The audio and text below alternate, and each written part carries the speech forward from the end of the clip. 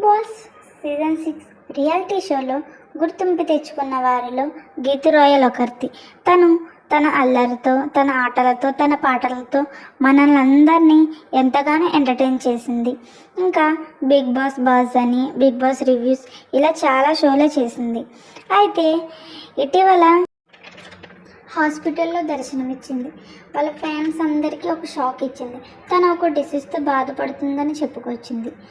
గీతు ఒక ఇంటర్వ్యూలో ఇలా చెప్పింది, ముందు ఒక పుండులా వచ్చింది, కానీ నేను అంతగా పట్టించుకోలేదు.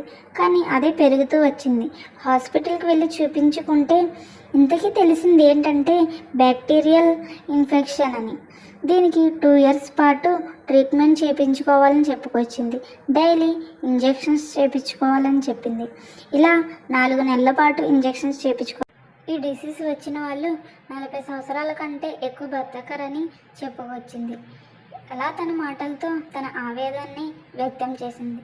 సో మనమందరం గీతూ రాయల్ త్వరగా కోలుకోవాలని ప్రార్థిద్దాం.